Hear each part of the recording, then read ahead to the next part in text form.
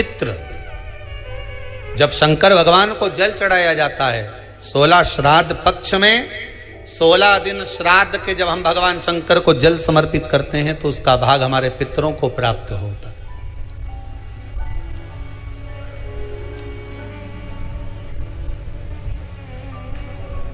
केवल 16 श्राद्ध के दिन ही ऐसे होते हैं जिसमें शंकर भगवान को जल में दूध मिलाकर चढ़ाने की जगह दूध भले 1 चम्मच चढ़ा रहे हो पर अलग से चढ़ाओ, कच्चा दूध अलग से चढ़ाओ, उसके बाद भले तुम जल चढ़ा दो, पर लोटे में जल में दूध मिलाकर 16 दिन श्राद्ध पक्ष में नहीं ले जाना। भले 1 चम्मच दूध लेकर जाओ, 1 कटोरी दूध लेकर जाओ, पर कच्चा दूध अलग से लेकर जाओ, शंकर भगवान को अलग से चढ़ाओ, क्योंकि 16 दिन श्राद्ध पक्ष के जब भगवान शंकर को दूध और जल चढ़ाया जाता है वो हमारे पितरों के खाते में चला जाता है, हमारे पितरों को उसका भाग मिलता है। इसलिए शंकर भगवान को कच्चा दूध भी चढ़ाओ तो पानी में मिलाकर नहीं, एक अलग से 1 चम्मच ले जाओ, भले फिर शिव जी को चढ़ा दो, भले एक छोटा सा कटोरी में ले गए चढ़ा दिया, जल ले गए चढ़ा दिया, वो हमारे पूर्वजों को प्राप्त। क्या करना चाहिए अगर पितृदोष है और उससे निवारण करना है, शांति पाना है, तो क्या करना होगा? उसका एक ही तरीका महाराज, अमावस्या के एक दिन पहले 14 के दिन पीपल के 7 पत्ते लीजिए और 7 पत्ते पर शंकर का नाम ओम नमः शिवाय लाल चंदन से लिख दीजिए। 7 पत्ते पर लिखकर उसको मौली, जैसे हमने अभी बंदरबान बनते ना, ऐसे मौली की बंदरबान मान लीजिए, घर के मुख्य दरवाजे पर लगा दीजिए। कौन से दिन? अमावस्या की एक दिन पहले 14। अमावस्या के दिन दोपहर के 12 बजे उस बंदरवाल को खोल लीजिए, दूध की कटोरी कच्चे दूध की हाथ में ले लीजिए और पत्ते का, पीपल के पत्ते का अग्रभाग उस दूध में डुबो दीजिए और उसको ले जाकर पीपल के पेड़ के नीचे ऐसा कैसा ही विसर्जन कर दीजिए, कटोरी वापस लेकर आ जाइए। मात्र 2 अमावस्या करोगे, आपके घर का पितृदोष समाप्त होगा, लक्ष्मी बढ़ेगी, घर से रोग समाप्त होगा और घर में प्रेम बढ़ेगा। पितृदोष को समाप्त करने का इससे सुंदर कोई तरीका ही शिव कर सकते, शंकर के सिवा। कई लोग कहते हैं कि श्राद्ध पक्ष आ गया, ये कर लेना चाहिए तो प्रेत योनि से मुक्ति हो जाएगी, पितरों की शांति के लिए ये कर लेना चाहिए तो पितृ मुक्त हो जाएंगे। पहले तो एक बात अच्छे से समझ लो, पितृ मुक्त नहीं होते, उनकी शांति होती। क्या होती है? जम के बोलो जरा। उनकी शांति होती है।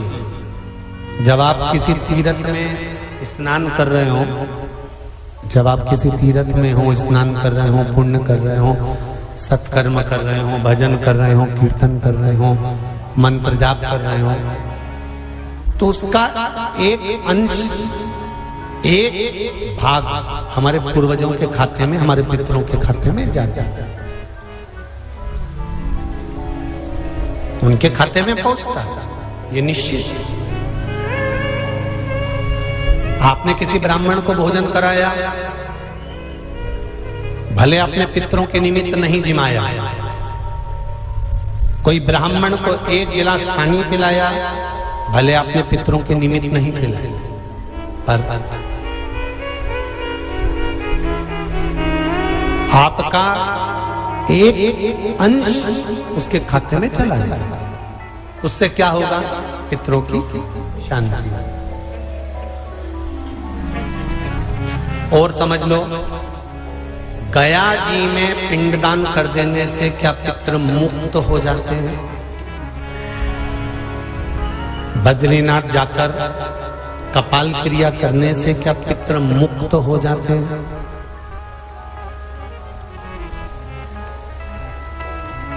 भाई,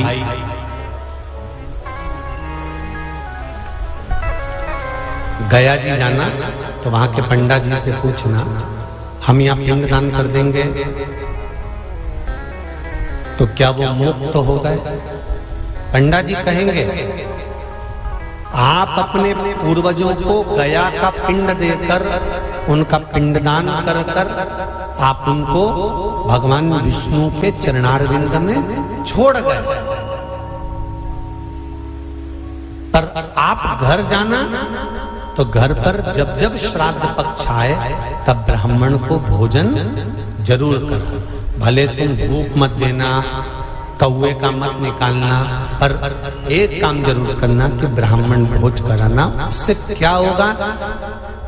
16 श्राद्ध में जब हमारे पितरों को, हमारे पूर्वजों को पितृलोक से छोड़ा जाता है तो वो सबसे पहले जिस घर में रहे होते हैं, जहां उनका पिंड घर में दिया होता है, जहां रहे होते हैं, सबसे पहले वो वहां आते हैं, सबसे पहले वहां आएंगे। और अगर तुमने उनकी तिथि पर, उनके वार पर अगर आपने भोजन करा दिया है तो उनकी मुक्तता नहीं, उनकी शांति हो जाती है।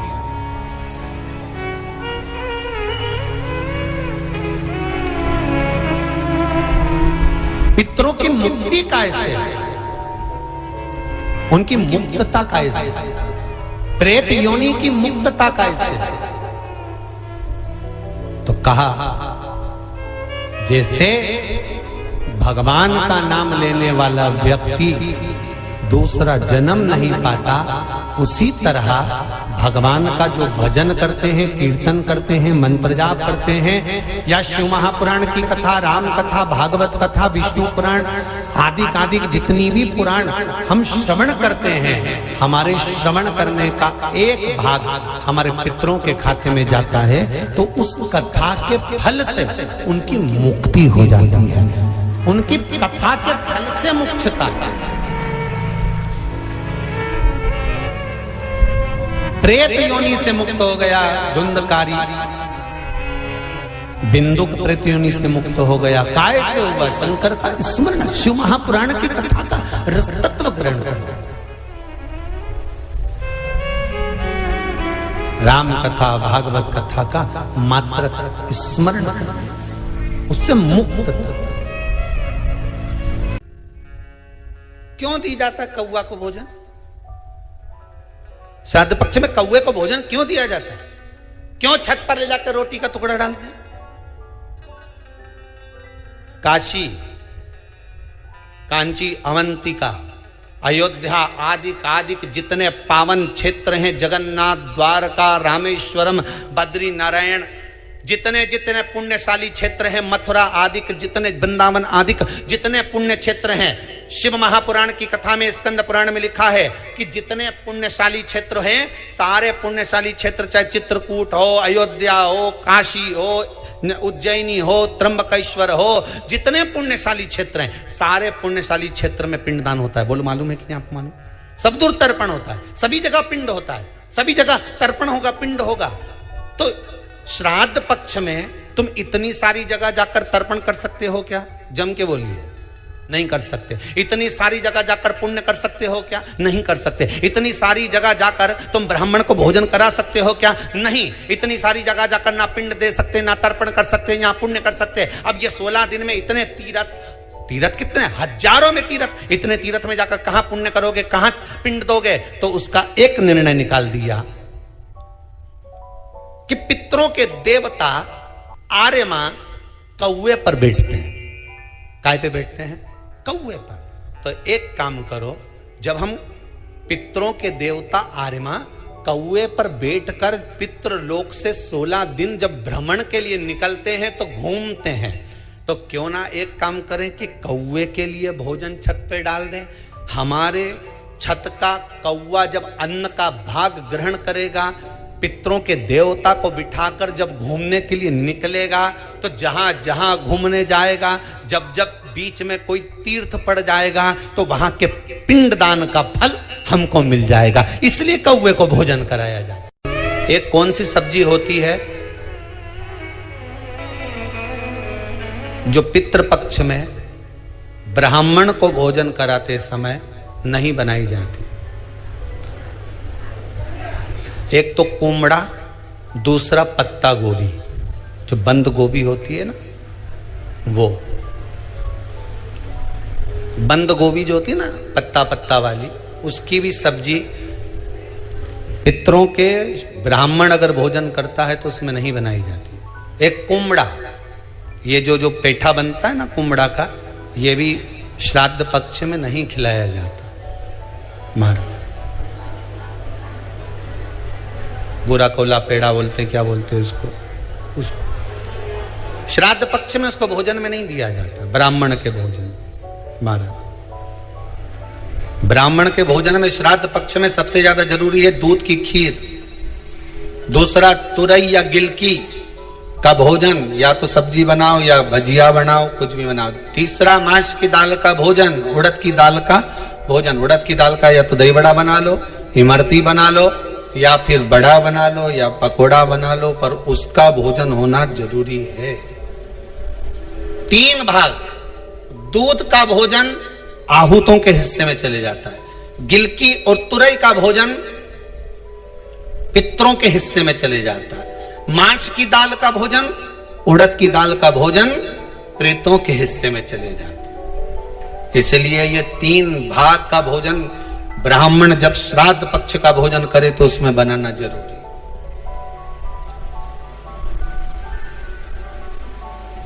बहुत जरूरी। आपके यहां जब श्राद्ध हो भोजन अवश्य